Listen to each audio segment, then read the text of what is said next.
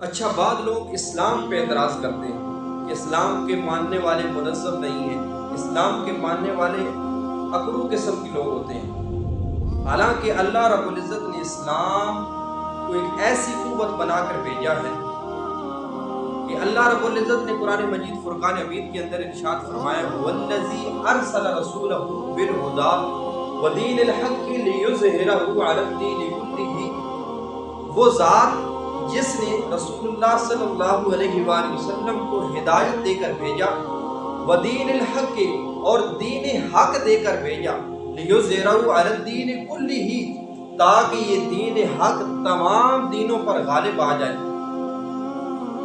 تو حضور نبی کریم رؤوف رحیم صلی اللہ علیہ وآلہ وسلم کے صدقے اللہ رب العزت نے دین حق اس دنیا کے اندر بھیجا، اور اس دین حق کے متعلق یہ ارشاد فرمایا کہ یہ دین حق ایسا دین ہے جو تمام دینوں پر غالب آ جائے گا۔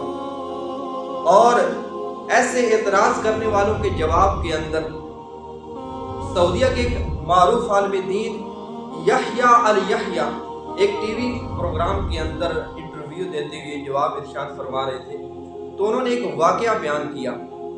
ایک امریکی جو اسلام پر اور اسلام کے ماننے والوں پر اعتراض کرتا تھا، تو اسلام کے دائیوں نے اسے مسجد بیت الحرام کا دورہ کرایا، اسے مسجد حرام کا روحانی منظر دکھایا۔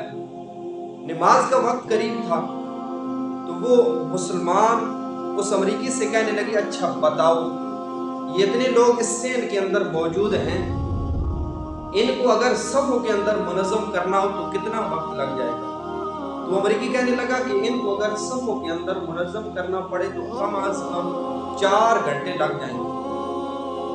تو مسلمان اس امریکی سے کہنے لگے کہ یہ لوگ جو بیٹھے ہوئے ہیں اس مسجد کے اندر، سین حرم کے اندر جو لوگ بیٹھے ہوئے ہیں، ان کی زبانیں بھی مختلف ہیں، ایک دوسروں کی زبانیں نہیں سمجھ سکتے۔ تو امریکی کہنے لگا اگر ایک دوسرے کی زبانیں نہیں سمجھ سکتے تو پھر ان کو منظم کرنے کے لیے کم از کم 8 سے 10 گھنٹوں کی ضرورت ہے۔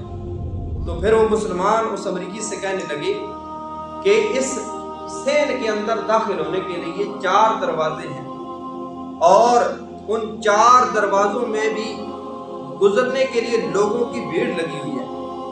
تو امریکی کہنے لگا اگر ایسی بات ہے تو پھر یہ ناممکن ہے کہ یہ لوگ صفوں کے اندر منظم ہو جائیں۔ اتنی دیر کے اندر جماعت کا وقت ہوا اور موجودہ شیخ امام نے لوگوں کو صفیں سیدھی کرنے کے لیے عربی کے اندر کہا استووا، یعنی صفیں سیدھی کر لو۔ اس کی کہنے کی دیر تھی کہ سین حرم کے اندر تمام لوگ صفوں کے اندر منظم ہو گئے۔ جب اس امریکی نے یہ چیزیں دیکھی، لوگوں کو اس طرح منظم ہوتے دیکھا، مسلمانوں کو اس طرح منظم ہوتے دیکھا، تو وہ امریکی دارِ اسلام کے اندر داخل ہو گئے۔ تو معزز ناظرین، اسی لیے کسی شاعر نے کیا کہا، اسلام زمانے میں دبنے کو نہیں آیا، اسلام زمانے میں دبنے کو نہیں آیا، تاریخ سے یہ مضمون ہم تم کو دکھا دیں گے۔ اسلام کی فطرت میں قدرت نے لچک دی ہے، اتنا ہی ابھرے گا جتنا کہ دبا دیں گے۔ اللہ رب العزت کی ذات سمجھنے کی توفیق عطا فرمائے، آمین بجاہ النبی الامین۔